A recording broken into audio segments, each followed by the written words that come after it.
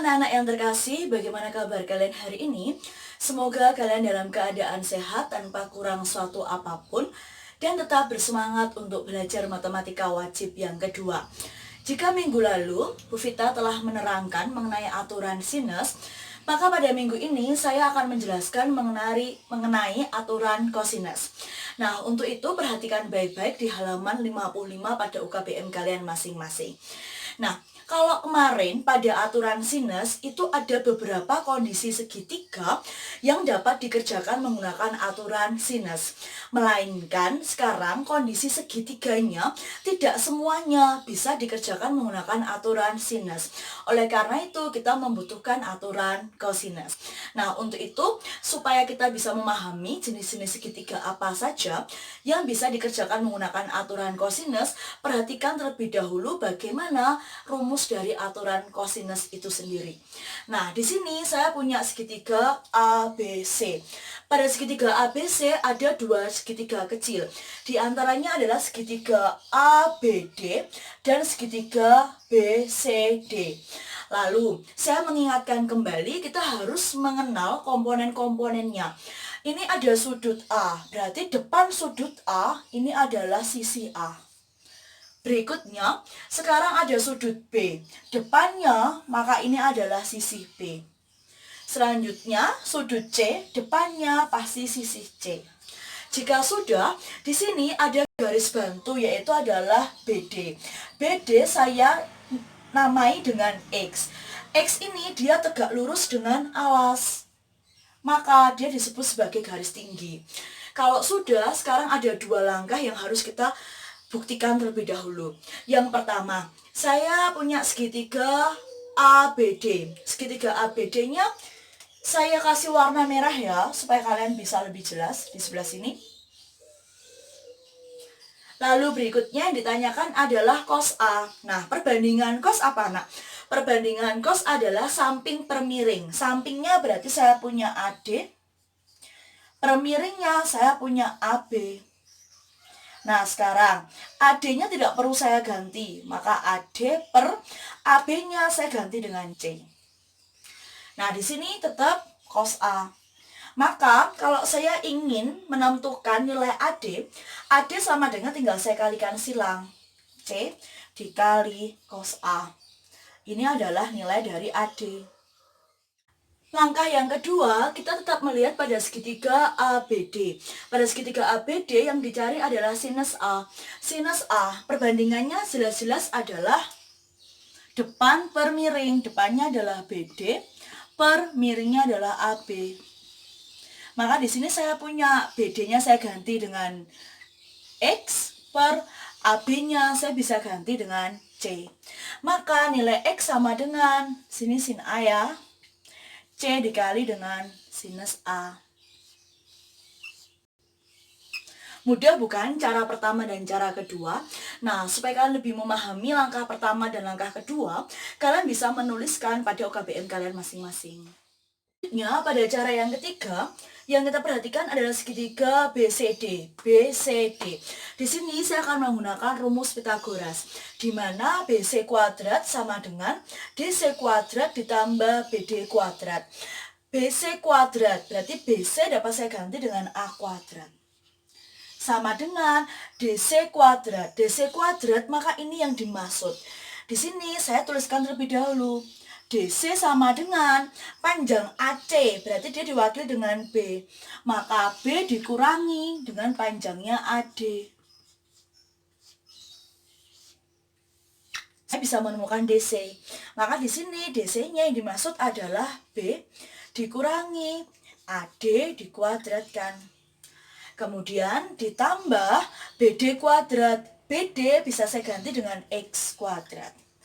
Jika sudah, maka sama dengan B dikurangi AD. AD tadi adalah C dikali dengan cos A kuadrat. Sedangkan X tadi bisa diganti dengan C dikali sin A dikuadratkan. Kita punya A kuadrat sama dengan B dikurangi C dikali cos A kuadrat ditambah C dikali sin A kuadrat. Maka saya harus mengkuadratkan satu per satu. Jika bentuk yang ini pengkuadratannya seperti cara aljabar, maka B dikuadratkan B kuadrat. Kemudian di sini saya punya min 2 dikali semua komponennya, maka B dikali C dikali cos A. Berikutnya di sini min C kali cos A kuadrat menjadi plus C kuadrat dikali cos kuadrat A. Mudah bukan? Lalu berikutnya di sini saya punya C dikuadratkan C kuadrat dikali sin A dikuadratkan menjadi sin kuadrat A.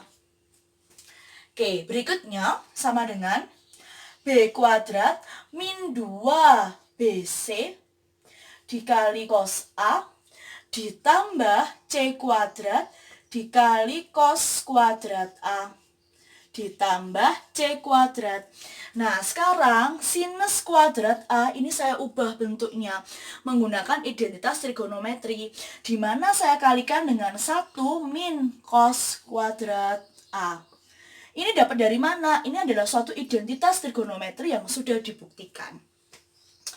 Kemudian saya punya sama dengan B kuadrat min 2 kali BC kali cos A ditambah C kuadrat dikali cos kuadrat A ditambah yang ini kita kalikan C kuadrat kali 1 C kuadrat. Berikutnya C kuadrat dikali min cos kuadrat A menjadi min C kuadrat dikali cos kuadrat A.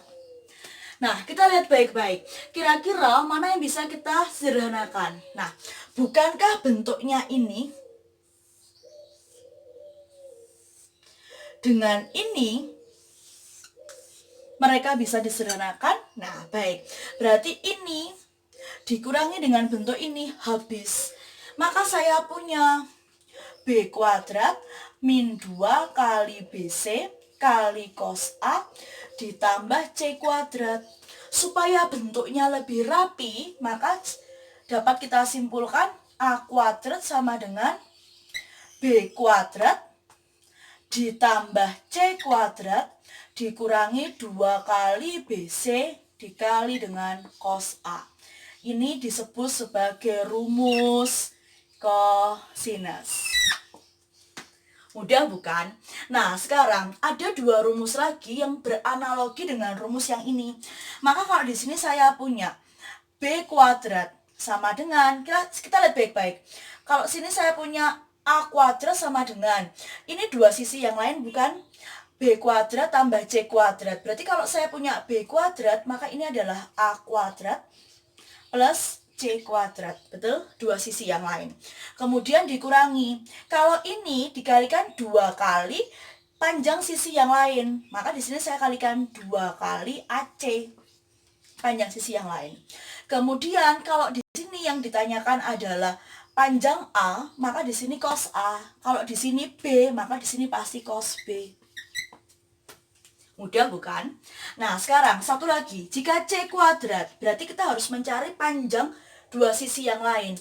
Maka A kuadrat plus B kuadrat dikurangi 2 kali panjang sisi yang lain. A kali B dikali cos C.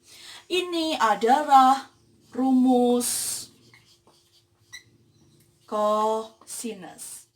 Jika kita sudah mengenal rumus dari aturan kosinus, pertanyaan berikutnya dari kalian pasti, aturan kosinus ini digunakan untuk segitiga dengan kondisi seperti apa? Jadi aturan kosinus digunakan untuk dua jenis kondisi segitiga. Yang pertama adalah ketika diketahui kedua sisinya dan satu sudut yang mengapit, atau kondisinya disebut sebagai sisi sudut sisi. Nah, jika kondisinya seperti ini, yang diketahui adalah panjang sisi A dengan panjang sisi C dan sudut yang mengapit keduanya adalah sudut beta. Pasti yang ditanyakan adalah berapa panjang sisi B. Mudah bukan?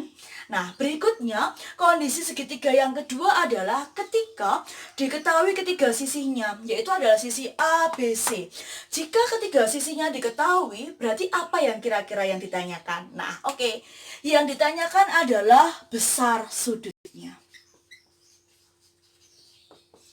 Paham ya? Jadi kalian nanti di akhir dari video ini akan saya kasih tips bagaimana memahami penggunaan aturan sinus dan aturan kosinus. Tapi untuk aturan kosinus saya rasa cukup tentang penggunaan rumus-rumusnya. Nah, sekarang saya akan lanjut pada ke latihan soal atau ke contoh soal supaya kalian lebih memudahkan kalian memahami aturan kosinus. Sisi. Saya tuliskannya supaya lebih lengkap. Saya masuk ke contoh soal, yaitu contoh ke-6 halaman 56. Di sini diketahui bahwa segitiga ABC dengan panjang AB adalah 4 cm, panjang AC sama dengan 4 cm, sudut A adalah 60 derajat, lalu yang ditanyakan adalah panjang BC. Kalau seperti ini, berarti kita gambarkan segitiganya terlebih dahulu. Saya punya segitiga, lalu kemudian di sini saya punya A, B, C. Berikutnya AB. AB itu berarti sisi C ya. Di sini C sama dengan 4 cm. Berikutnya AC. AC berarti di sini yang dimaksud adalah B. B sama dengan 4 cm. Lalu diketahui bahwa sudut A adalah 60 derajat. Di sini adalah sudut A, 60 derajat. Yang ditanyakan adalah BC. BC maka yang disebut adalah sisi A. Begini bukan? Nah, ini kondisinya gampang sekali. Pasti kalau kita ketemu dua sisi yang mengapit satu sudut, pasti yang ditanyakan adalah sisi depan dari sudut tersebut. Nah, tentunya menggunakan aturan kosinus. Maka di sini saya punya A kuadrat sama dengan panjang kedua kuadrat sisi yang lain, B kuadrat, ditambah C kuadrat, dikurangi 2 kali BC, dikali cos dari A. Kemudian di sini saya punya B. B-nya adalah 4 kuadrat, ditambah C-nya adalah 4 kuadrat, dikurangi 2 dikali 4 kali 4 kali cos 60 derajat. Hati-hati, ini harus dikerjakan terlebih dahulu. Jadi jangan sampai salah. Nah, kalau sudah, maka di sini saya punya 16 tambah 16 dikurangi saya punya 2. Kemudian 4 kali 4 saya punya 16 dikali cos 60. Jangan sampai salah ya. Ini adalah setengah besarnya. Maka 2 dikali dengan setengah ini habis. Maka saya punya 32 dikurangi 16. Maka A kuadrat sama dengan 16. Jika A kuadrat sama dengan 16, maka panjang sisi A sama dengan 4 cm. Betul nggak? Jadi akar dari 16, maka 4 cm. Di sini dapat saya simpulkan jadi panjang dari BC sama dengan 4 cm. Mudah ya nak ya? Jangan sampai salah, karena ini materi yang sangat mudah. Contoh 7 masih di halaman 56, di mana ada suatu segitiga PQR dengan panjang PQ adalah 16 cm, panjang QR 12 cm, panjang PR 20 cm.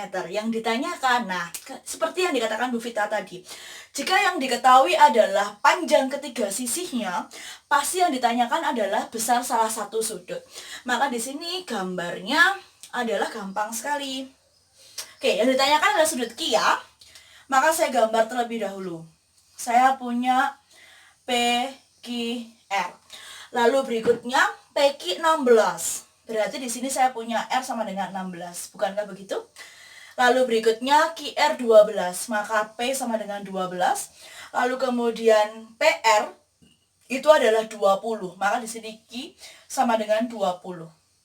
Berikutnya sudut Q. Berarti ini yang ditanyakan. Oke, kalau yang ditanyakan adalah sudut Q, berarti kita harus menggunakan panjang sisi Q.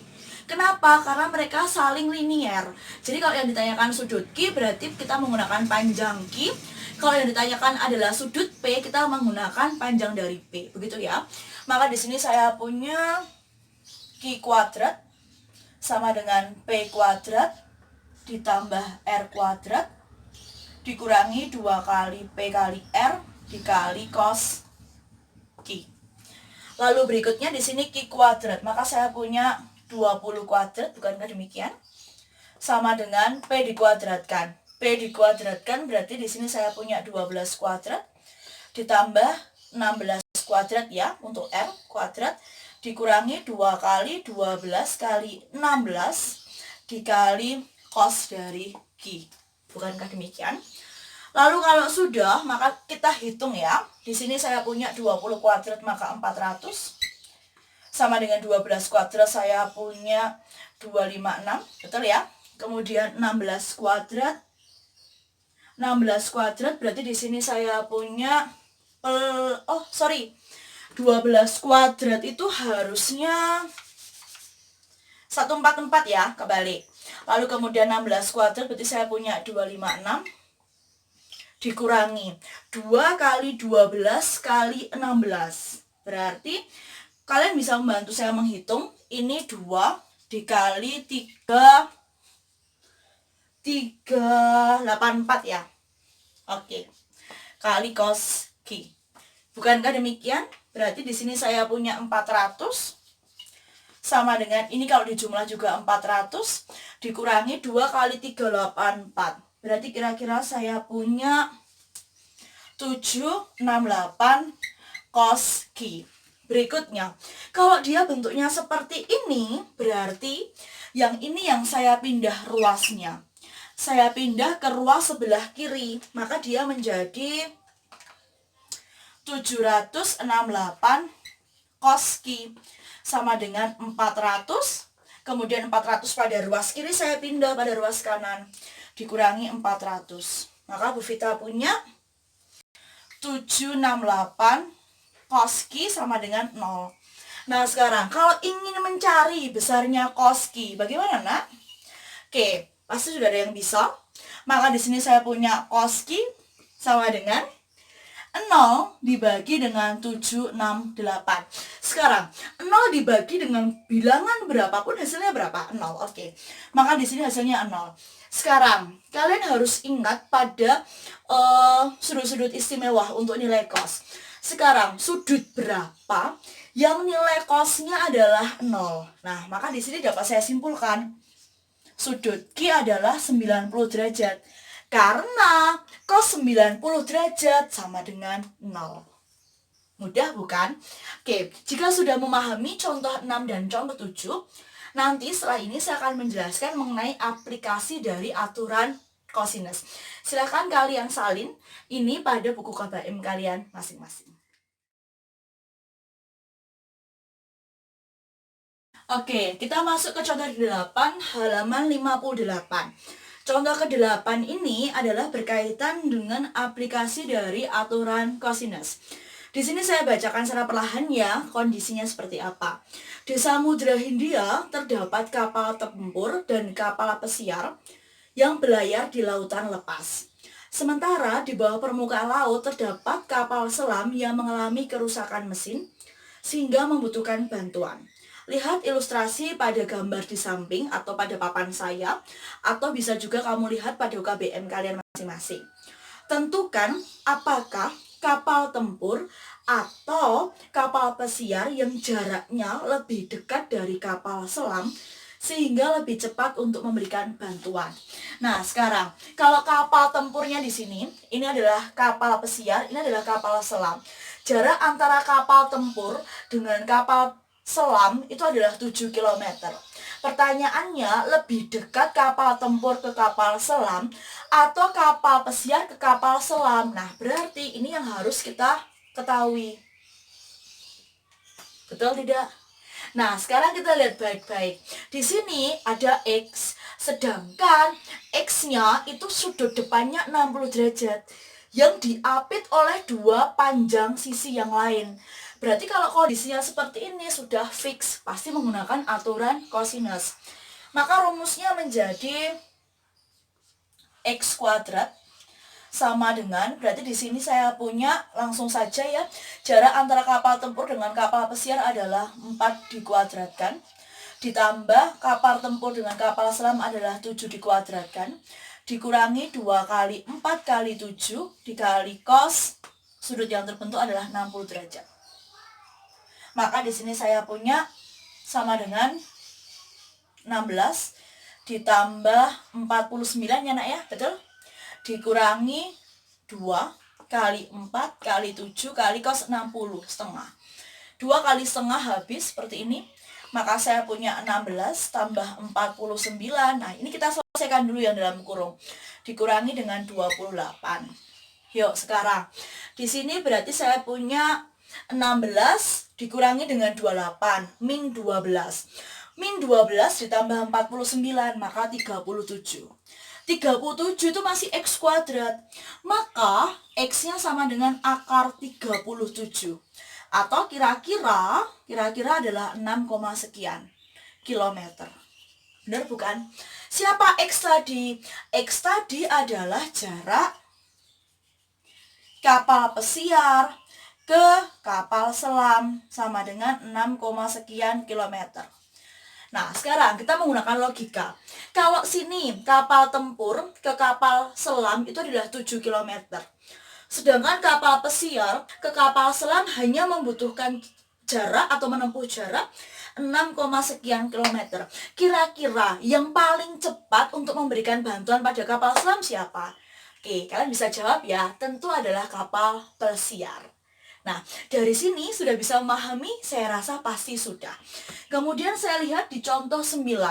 Contoh 9 itu teorinya sama seperti contoh 7 yang barusan saya jelaskan. Jadi kalian silakan coba contoh 9 sendiri-sendiri pada buku KBM kalian masing-masing ya. Jika masih ada pertanyaan, kalian bisa menghubungi guru pengajar kalian masing-masing. Nah, sekarang di bagian akhir dari video ini, Bu Vita akan menjelaskan bagaimana cara membedakan penggunaan dari aturan sinus dan aturan kosinus. Maka tolong diperhatikan. Ini adalah akhir dari pembelajaran kita di UKBM 5, yaitu adalah aturan sinus dan kosinus. Yang paling penting itu adalah kalian bisa membedakan dan cara penggunaan dari aturan sinus dan kosinus itu, supaya nanti tidak saling bertabrakan atau kalian terbalik, jangan sampai. Nah, di sini saya sudah bikin suatu bagan. Nah, yang paling kiri adalah aturan sinus, kemudian nanti kanannya adalah aturan kosinus. Aturan sinus itu simpel sekali. Dari 3 jenis kondisi segitiga, sebetulnya aturan sinus itu bisa disederhanakan untuk menjadi salah satu bentuk segitiga saja. Jadi aturan sinus digunakan ketika diketahui sisi dan sudut yang saling berhadapan. Oke, contoh ya. Di sini Bu Vita sudah punya panjang sisi A. Maka di sini saya sudah punya besar sudut A. Kemudian di sini saya sudah punya panjang sisi B. Artinya yang ditanyakan nanti pasti berapa sih besar sudut B. Kalaupun nanti soalnya dieksplorasi, kemungkinan berapa sih besar sudut C? Ya gampang. Sudut C bisa diketahui ketika sudut B-nya sudah ditemukan terlebih dahulu. Dengan cara apa? Dengan cara sinus. Mudah ya. Jadi mereka saling berhadapan yang diketahui. Sisi A-nya ada, sudut A-nya ada. Nah, saling berhadapan. Kemudian ini juga berhadapan. B dengan sudut B. Jadi salah satunya pasti akan ditanyakan pada soal. Bisa dipahami? Terus contoh lagi, maaf ya segitiganya saya terlalu besar, di sini segitiga kecil saja, semoga membantu kalian. Ini contoh kedua, contoh pertama, contoh kedua. Nah, misal di sini saya punya suatu panjang A, kemudian di sini saya punya panjang B. Lalu kemudian ada di sini sudut B-nya. Kemungkinan yang ditanyakan siapa? Yang ditanyakan juga jelas, ini adalah sudut A-nya. Bisa ya? Atau bisa juga yang diketahui adalah panjang A, sudut B, dan sudut A. Pasti yang ditanyakan adalah panjang sisi B-nya. Jadi mereka yang saling berhadapan, kalau diketahui pasti menggunakan aturan sinus. Kemudian kalau kosinus lebih simpel, karena kosinus hanya dua jenis kategori dari segitiga, yaitu yang pertama, jika kondisinya seperti ini, saya punya panjang A, sudut B, dan panjang C. Kalau kondisinya seperti ini, ada dua sisi yang mengapit satu sudut, pasti kita menggunakan aturan kosinus. Jadi kalian nggak usah khawatir. Lalu berikutnya, kondisi yang kedua adalah ketika yang diketahui adalah semua panjang sisinya. Oke, dia pasti menggunakan kosinus. Baru kita akan menemukan sudut A, sudut B, atau sudut C-nya. Mudah bukan? Nah, semoga dari video ini dapat membantu kalian dalam memahami aturan sinus maupun kosinus. Berikutnya jangan lupa, pada pertemuan minggu depan kita ulangan aturan sinus dan kosinus. Maka, minggu ini harus paham aturan sinus seperti apa, aturan kosinusnya seperti apa. Selamat belajar dari rumah, tetap semangat, tidak usah kemana-mana, cukup kalian belajar dan produktif dari rumah saja. Kita lawan corona bareng-bareng dari rumah. Tuhan memberkati kita semua. God bless you.